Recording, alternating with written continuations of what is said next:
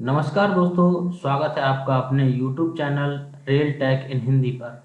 दोस्तों, आज की वीडियो में हम चर्चा करेंगे रेल सेवा आचरण नियम, जिन्हें हम इंग्लिश में बोलते हैं रेलवे सर्विसेज कंडक्ट रूल 1966। तो ये नियम दोस्तों, जो रेलवे एम्प्लॉय जीडीसी एग्जाम देना चाहते हैं उनके लिए तो बहुत ही ज़्यादा इम्पोर्टेंट है, और बाकी के जो अन्य रेलवे एम्प्लॉयज़ हैं उनको भी इन नियमों के बारे में पता होना बहुत आवश्यक है। अन्यथा की दृष्टि में उनको चार्जशीट वगैरह या पनिशमेंट मिल सकती है। तो क्या है ये नियम दोस्तों, इन पे चर्चा करेंगे। सबसे पहले तो दोस्तों ये है आपके रेल सेवा आचरण नियम 1966। 1966 में ये रेलवे एम्प्लॉयज़ के लिए आए थे, और जो सेंट्रल गवर्नमेंट के एम्प्लॉय हैं उनके लिए 1964 में आए थे। तो इनके जो दोनों के लिए नियम बराबर ही, लेकिन जो रेलवे एम्प्लॉयज़ के लिए रेलवे बोर्ड द्वारा अलग से इनको 1966 में तैयार किया गया। तो दोस्तों ये नियम 1966 में बनाए गए थे। इसके अंतर्गत रेलवे कर्मचारियों के आचरण के मानक शामिल हैं कि वो किस प्रकार का आचरण करेंगे, जिनका पालन रेलवे कर्मचारी को करना होता है। और इनकी संख्या कितनी दोस्तों? 26। ये 26 है, ये बात ध्यान रखना बहुत जरूरी है। वीडियो दोस्तों लंबी हो सकती है, लेकिन आपको पूरी इंफॉर्मेशन इस वीडियो में मिल जाएगी। इनकी संख्या 26 है, जिनका उल्लेख रेलवे स्थापना कोड भाग पा के परिशिष्ट में किया गया है। इन्हें रेल सेवा आचरण नियम या रेलवे सर्विसेज कॉन्ट्रैक्ट रूल 1966 भी कहा जाता है। अब इनका संक्षिप्त विवरण दोस्तों क्या है, सबसे पहले बात करते हैं नियम नंबर 1 की। तो नियम नंबर 1 में रेलवे सेवा आचरण नियमावली की प्रस्तावना लिखी गई है। ये दोस्तों जीडीसी एग्जाम में क्वेश्चन आ जाता है, या अदर भी आप एसीएम वगैरह के लिए भी एग्जाम देते हैं तो उसमें भी ये क्वेश्चन इस प्रकार के आ जाते हैं। तो नियम 1 में रेल सेवा आचरण नियमावली की प्रस्तावना लिखी गई है, और नियम 2 में इसमें आचरण नियम संबंधी परिभाषाएं लिखी गई हैं। और जो नियम तीसरा नियम है दोस्तों, वो है यह एक महत्वपूर्ण आचरण नियम है जिसका उपयोग अनुशासनिक कार्रवाइयों में प्राय किया जाता है। इसके तहत निम्न उपनियम है। अब इसके दोस्तों उपनियम क्या है, ये आरबीई नंबर 1/15 में दोस्तों दिया गया है। अगर आप अलग से इसका सर्कुलर देखना चाहेंगे तो नियम 3 के उपनियम है पूर्ण रूप से सत्यनिष्ठ रहेगा, यानी कि ये दोस्तों सभी बातें रेलवे एम्प्लॉय के लिए बोली जा रही हैं। कर्तव्य परायण रहेगा, ऐसा कोई कार्य नहीं करेगा जो कि किसी रेल या रेल कर्मचारी के लिए अशोभनीय हो। क्लियर। संविधान की सर्वोच्चता और लोकतांत्रिक मूल्यों के प्रति वचनबद्ध रहेगा। भारत की संप्रभुता और अखंडता, राष्ट्र सार्वजनिक व्यवस्था, शिष्टता एवं नैतिकता की रक्षा करेगा और मर्यादा बनाए रखेगा। अगला नियम है इसी में उच्च नैतिक मानकों और ईमानदारी को बनाए रखेगा। राजनीतिक रूप से तटस्थता बनाए रखनी होगी, यानी कि राजनीतिक गतिविधियों से दूर ही रहना होगा। किसी कार्य को करने में योग्यता, ईमानदारी और निष्पक्षता को बनाए रखना होगा। जनता के साथ शिष्ट और सद्व्यवहार रखेगा।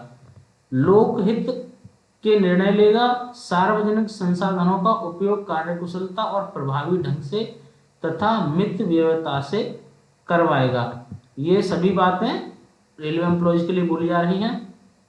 अपने सार्वजनिक कर्तव्यों से जुड़े किसी निजी हित को प्रकट करेगा एवं अंतर्विरोध का समाधान करने के लिए ऐसे कदम उठाएगा जिससे लोक हित की रक्षा होती हो। किसी संगठन, किसी व्यक्ति या संगठन से किसी भी प्रकार का भेंट, आभार स्वीकार नहीं करेगा जिससे सरकारी कार्य का निष्पादन प्रभावी हो। यानी किसी भी व्यक्ति या संगठन से कोई गिफ्ट वगैरह भी नहीं लेगा। गिफ्ट की एक लिमिट है दोस्तों, वो आगे इस वीडियो में बताएंगे। रेल सेवक के रूप में अपने पद का दुरुपयोग नहीं करेगा, और न ही स्वयं के लिए और अपने परिवार के लिए या मित्रों के लिए वित्तीय अथवा भौतिक संसाधन के रूप में लाभ प्राप्त करने के लिए कोई निर्णय लेगा। केवल योग्यता के आधार पर निर्वाचन करेगा, निर्णय लेगा और सिफारिश करेगा। ईमानदारी एवं निष्पक्षता से कार्य करेगा एवं किसी के प्रति, विशेषकर समाज के गरीब व सुविधा से वंचित वर्गों के प्रति भेदभाव नहीं करेगा। किसी कानून, नियम, विनियम एवं स्थापित परिपाटियों के विरुद्ध कोई कार्य करने से दूर रहेगा, अपने कर्तव्य पालन के लिए अनुशासित रहेगा और स्वयं को संसूचित विधि सम्मत आदेशों का पालन करेगा। अगला उपनियम है इसी में, तत्सामयिक किसी कानून में की गई अपेक्षा के अनुसार विशेषकर ऐसी सूचना जिसके प्रकटन से भारत की संप्रभुता एवं अखंडता, राष्ट्र की सुरक्षा, राष्ट्र की राजनीतिक, वैज्ञानिक एवं आर्थिक हित, विदेशों के साथ मैत्रीपूर्ण संबंधों पर प्रतिकूल प्रभाव पड़ता हो, या किसी अपराध के लिए दुष्प्रेरणा मिलती हो, या किसी व्यक्ति को अवैध या गैर कानूनी लाभ प्राप्त होता हो के संबंध में अपने शासकीय दायित्व का निर्वहन करते हुए गोपनीयता बनाए रखेगा, अपनी उच्चतर पेशेवर योग्यता एवं संप्रण के साथ कर्तव्य का निर्वहन करेगा। इसके बाद इसी में एक विशेष नोट इन्होंने दिया है, कोई सरकारी कर्मचारी अगर अपने सेवा संबंधी विषय, अधिकारी या शर्तों के संबंधों में दावे पर जोर देना चाहता है या अपनी शिकायत का समाधान चाहता है, तो उसका सही तरीका यह है कि वह अपने अधीनस्थ या कार्यालय प्रधान या उस प्राधिकारी को प्रेषित करेगा जो संस्थान में संबंधित विषय के निष्पादन में सक्षम हो, संवाद के निर्धारित माध्यमों की उपेक्षा करते हुए प्रत्यावेदनों को सीधे ही अन्य प्राधिकारी को प्रस्तुत करने पर मामले को गंभीरता से लेते हुए समुचित अनुशासनात्मक कार्रवाई की जाएगी। ये दोस्तों इसमें क्या है दोस्तों, जब भी आपको कोई लेटर देना है, आपकी कोई समस्या है, तो उसे स्टेप वाइज लेके जाइए। ऐसा नहीं है कि हाईएस्ट अथॉरिटी के पास सीधे पहुंच जाओ, अपने इंचार्ज के थ्रू किसी भी लेटर को ऊपर पहुंचाओ, इसका ये सीधा सीधा मतलब है। अगला दोस्तों, रेल सेवक का परिवार के सदस्यों के प्रति उचित भरण पोषण के संबंध में आचरण। और दोस्तों रेलवे कर्मचारी का अपने परिवार के संबंध में क्या आचरण होना चाहिए? देखिए, रेल सेवक का यह दायित्व है कि वह अपने परिवार के सदस्यों का उचित भरण पोषण और देखभाल करें, यानी कि अपने बीवी बच्चों का उचित भरण पोषण और देखभाल करें। ऐसा न करने पर वह रेल सेवा आचरण नियम 1966 के उल्लंघन का दोषी माना जाएगा, जो रेल सेवक के लिए अशोभनीय है। उन सभी मामलों में जहां जांच के दौरान शिकायत में प्रथम दृष्टया यह पाया जाता है कि रेल सेवक अपने परिवार के सदस्यों का उचित भरण पोषण नहीं कर रहा है, तो उन शिकायतों की RS-DNR रूल 1968 के नियम 6 के तहत जांच कर कार्रवाई की जाएगी। तो दोस्तों यहाँ पे क्लियर है कि रेलवे एम्प्लॉयज को अपने जो बीवी बच्चे हैं, परिवार के सदस्य हैं, उनकी उचित भरण पोषण करना होगा, उनकी देखभाल करनी होगी। अगर इसमें वो इग्नोर करता है तब उसके प्रति दोस्तों कार्रवाई की जा सकती है। अब तीसरे का आ नियम है, अब तक ये तीसरे का उपनियम चल रहे थे। तीसरे का है तत्परता एवं शिष्टाचार। तो कोई भी रेल सेवक अपनी सरकारी सेवा के दौरान अपशिष्ट तरीके से कार्य व व्यवहार नहीं करेगा, सरकारी कामकाज में आम जनता के साथ व्यवहार करते समय विलंबकारी प्रवृत्ति नहीं अपनाएगा अथवा उसके सौंपे गए निर्धारित कार्य के निष्पादन में जानबूझकर विलंब नहीं करेगा। यानी कोई कार्य अगर आपके पास है, आप उसे करेंगे तो जानबूझकर उसका विलंब नहीं करेंगे। यदि कोई सरकारी कर्मचारी पशुओं के प्रति क्रूरता, कोई किसी पशु को मारना, पीटना, ज़्यादा बोझ लादना, ज़्यादा काम लेना, परेशान करना अथवा अनावश्यक रूप से जानवरों को दुख तकलीफ पहुंचाने जैसे कार्य में संलिप्त पाया जाता है, तो वह पशुओं के प्रति क्रूरता निवारण संबंधी अधिनियम 1960 के तहत कार्रवाई का पात्र तो है तथा इस अधिनियम के तहत कार्रवाई भी की जा सकती है। तो दोस्तों कोई भी पशु है उसके प्रति भी रेलवे एम्प्लॉयज कोई क्रूरता नहीं करेगा।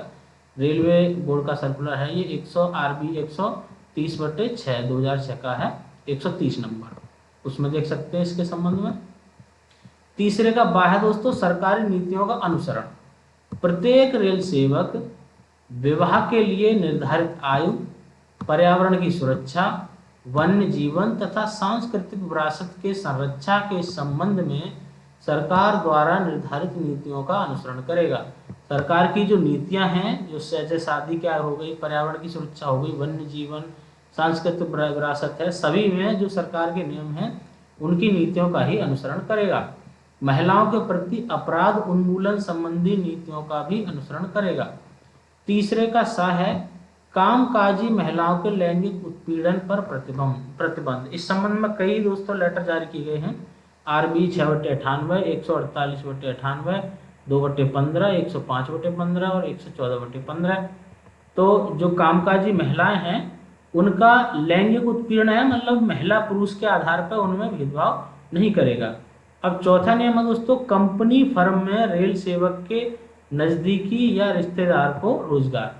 तो इसका नियम है, कोई भी रेल सेवक अपने पद या प्रभाव का प्रत्यक्ष या अप्रत्यक्ष रूप से इस्तेमाल करके किसी कंपनी या फर्म में अपने अपने परिवार के किसी सदस्य को रोजगार नहीं दिलाएगा।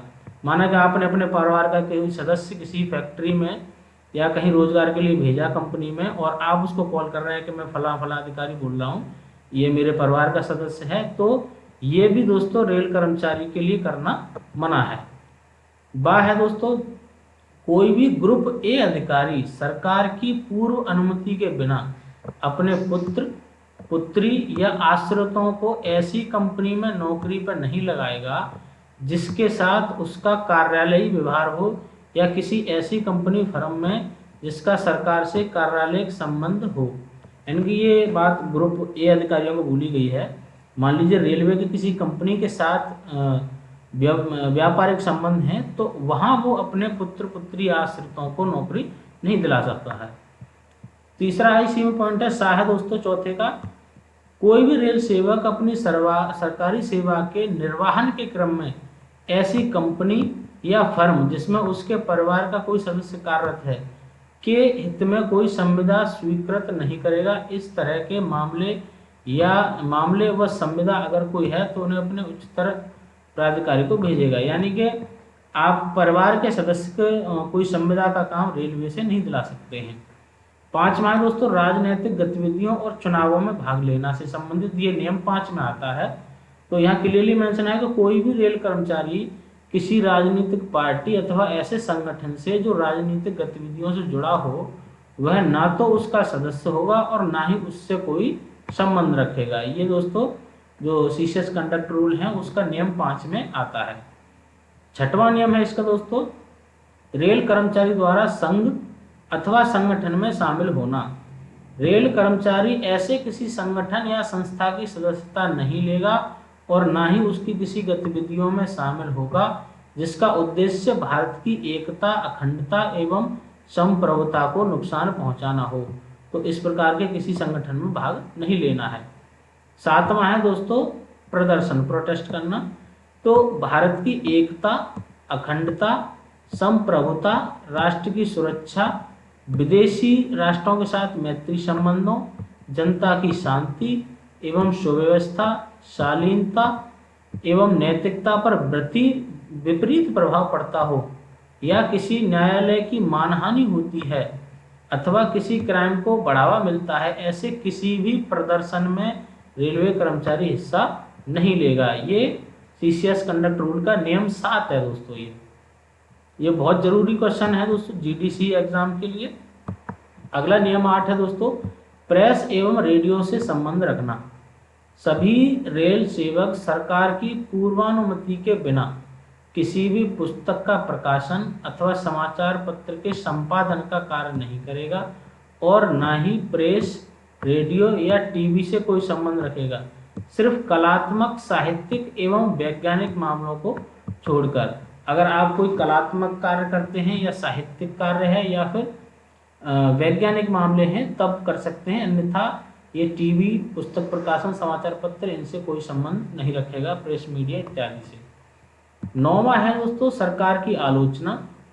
तो सरकार की आलोचना के संबंध में दिया है, कोई भी रेल सेवक अपने नाम से या किसी अन्य व्यक्ति के नाम से किसी रेडियो प्रसारण या किसी लेखन या प्रकाशन के माध्यम से सरकार की ऐसी आलोचना नहीं करेगा और ना ही इस संबंध में किसी प्रेस से ऐसा पत्राचार करेगा और न ही आम जनता के समक्ष ऐसा वक्तव्य देगा जिससे केंद्र सरकार या राज्य सरकार की वर्तमान किसी नीति की विपरीत आलोचना होती है अथवा केंद्र सरकार और राज्य सरकार के बीच के संबंधों पर प्रतिकूल प्रभाव पड़ता हो अथवा केंद्र सरकार व किसी विदेशी सरकार के संबंधों पर प्रतिकूल प्रभाव पड़ता हो। 10वां नियम है दोस्तों, किसी जांच समिति अथवा प्राधिकारी के समक्ष गवाही देना। कोई भी रेल सेवक सरकार की पूर्व स्वीकृति के बिना किसी व्यक्ति, जांच समिति या अधिकारी के समक्ष गवाही नहीं देगा अथवा जांच के दौरान केंद्र या राज्य सरकार की नीतियों या की गई कार्रवाई की आलोचना नहीं करेगा। नियम 11 है आधिकारिक सूचनाओं का संप्रेषण।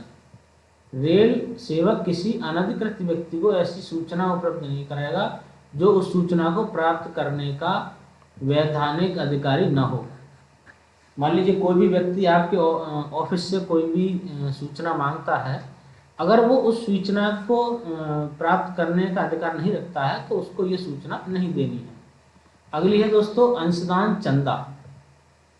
रेलवे कर्मचारी न तो चंदा मांग सकता है और न ही स्वीकार कर सकता है, यानी कि किसी से चंदे के रूप में भी कुछ नहीं ले सकता है। ये नियम 12 में दिया गया है। अगला है दोस्तों नियम 13 उपहार। अब यहाँ दोस्तों बताया गया है गिफ्ट के बारे में। तो रेल कर्मचारी अपने और अपने परिवार या अपनी ओर से अन्य व्यक्ति को उपहार लेने की अनुमति नहीं है। ये आपका आरबी नंबर 108/9 और 70/11 में दिया गया है। दोस्तों रेलवे कर्मचारी शादी, वर्षगांठ अथवा अन्य धार्मिक उत्सवों पर प्रचलित धार्मिक और सामाजिक रीतियों के अनुसार अपने निकटतम रिश्तेदारों से उपहार प्राप्त कर सकता है। यहाँ पर दिया दोस्तों जो निकटतम करीबी रिश्तेदार हैं उनसे उपहार ले सकता है, लेकिन उपहार का मूल्य निम्न दर्शाई गई राशि से अधिक हो तो इसकी सूचना सरकार को देनी है। अगर कोई ग्रुप ए कर्मचारी है, वो अगर 25,000 या 25,000 से ज़्यादा का उसे गिफ्ट मिलता है तो इसकी सूचना वो सरकार को देगा। सरकार से मतलब है कि अपने विभाग को, रेलवे को देगा। अगर ग्रुप बी कर्मचारी है तो 15,000 से ऊपर का गिफ्ट मिलने पर सरकार को सूचित करेगा, और ग्रुप सी कर्मचारी है तो 75,000 रुपये का गिफ्ट मिलने पर उसे रेलवे को बताना होगा कि मुझे 75,000 रुपये गिफ्ट में मिले हैं। और इसी में दोस्तों 13A का नियम है दहेज। कर्मचारी न तो दहेज देगा और न ही दहेज ले सकता है। अगला है इसी में दोस्तों नियम 14 रेल सेवक के सम्मान में प्रदर्शन। सरकार की पूर्व अनुमति के बिना रेल कर्मचारी किसी भी प्रकार का अभिनंदन अथवा विदाई समारोह, भाषण और न ही प्रशस्ति पत्र प्राप्त करेगा। नियम 15 है निजी व्यापार या नौकरी। कोई भी रेल कर्मचारी सरकार की बिना पूर्व अनुमति के किसी व्यापार या व्यवसाय के प्रत्यक्ष या परोक्ष रूप से कोई संबंध नहीं रखेगा और न ही कोई नियुक्ति स्वीकार करेगा। इसी में है दोस्तों निम्नलिखित गतिविधियों में हिस्सा या पार्टनरशिप नहीं करेगा। मीडिया द्वारा प्रायोजित रेडियो अथवा टेलीविजन प्रोग्राम नहीं करेगा। सरकार द्वारा शुरू लेकिन प्राइवेट एजेंसी द्वारा निर्मित मीडिया प्रोग्राम में भी सम्मिलित नहीं रहेगा। वीडियो, मैगजीन सहित अन्य निजी रूप से निर्मित मीडिया प्रोग्राम में भी सम्मिलित नहीं होगा।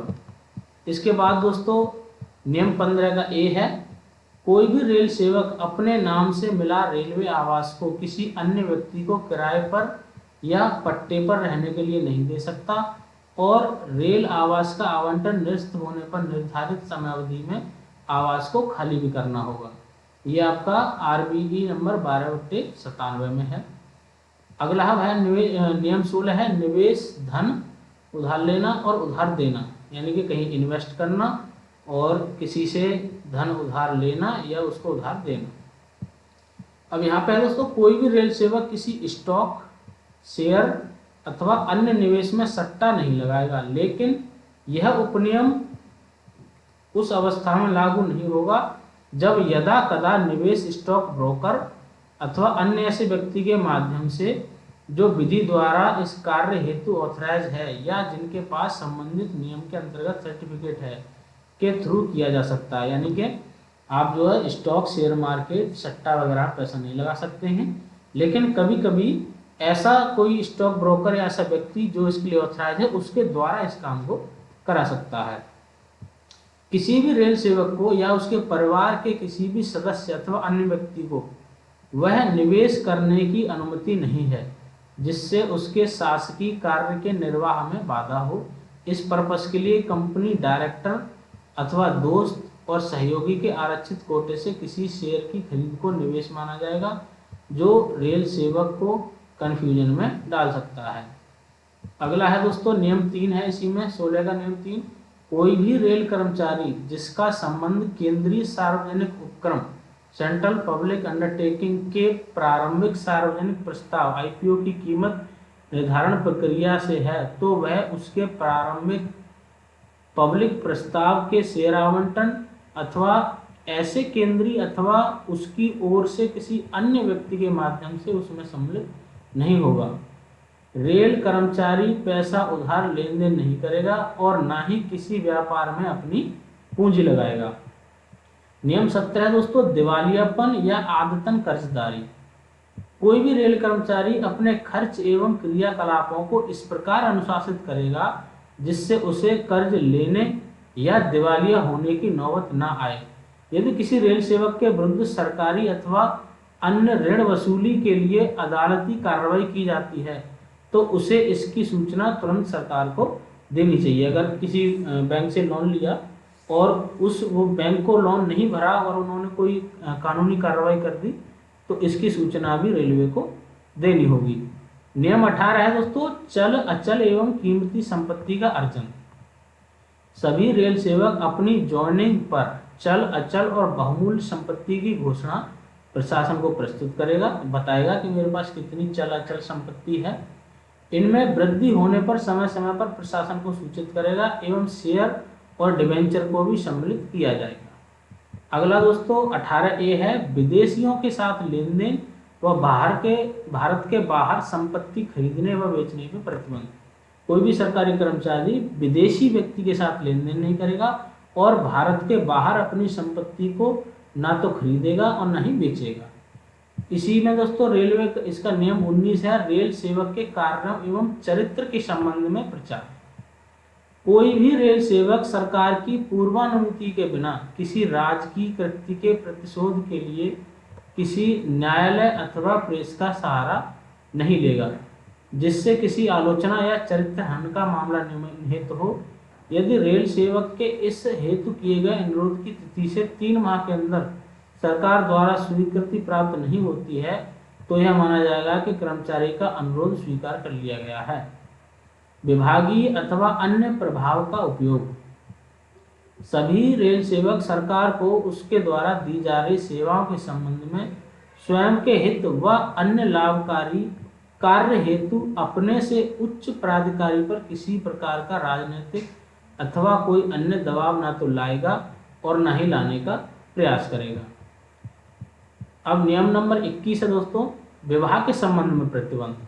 अब देखिए कोई भी रेल सेवक ऐसे व्यक्ति के साथ जिसका पति पत्नी जीवित हो उसके साथ न तो शादी कर सकता है और न ही शादी का करार कर सकता है।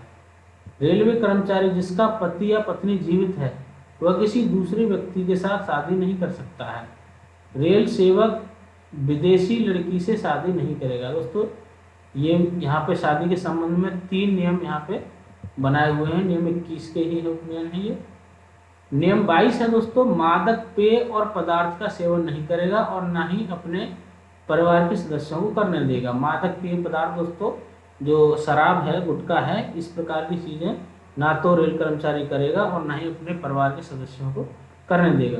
नियम 23 है दोस्तों यह नियम राष्ट्रपति के अधिकार क्षेत्र के नियमों का उल्लेख करता है। अब दोस्तों रेल सेवा आचरण नियम में कोई के कौन से नियम है जिसमें राष्ट्रपति के अधिकार का क्षेत्र के नियमों का उल्लेख है तो ये नियम 23 आएगा। 24 है दोस्तों इस नियम के तहत नियमों में अधिकारों का प्रत्यायोजन डेलीगेशन की व्यवस्था है। और नियम 25 इस नियम के अनुसार नियमों को निरस्त करने का अधिकार का प्रावधान किया गया है। नियम 26 है इसमें सभी संबंधित प्रशासनिक आदेशों के बारे में चर्चा की गई है। तो ये थे दोस्तों रेलवे सर्विसेज कंडक्ट रूल 1966। इसी से रिलेटेड दोस्तों क्वेश्चन आंसर की एक वीडियो भी मैं लेके आऊँगा जिसमें आपको मुख्य क्वेश्चन बताए जाएंगे और उनके आंसर के साथ कि जो कॉम्पिटिटिव एग्जाम है जीडीसी के उनमें कौन कौन से क्वेश्चन आ सकते हैं। तो वीडियो दोस्तों आपको अच्छी लगी हो तो कमेंट करके जरूर बताएं और चैनल को सब्सक्राइब जरूर करें। थैंक यू दोस्तों।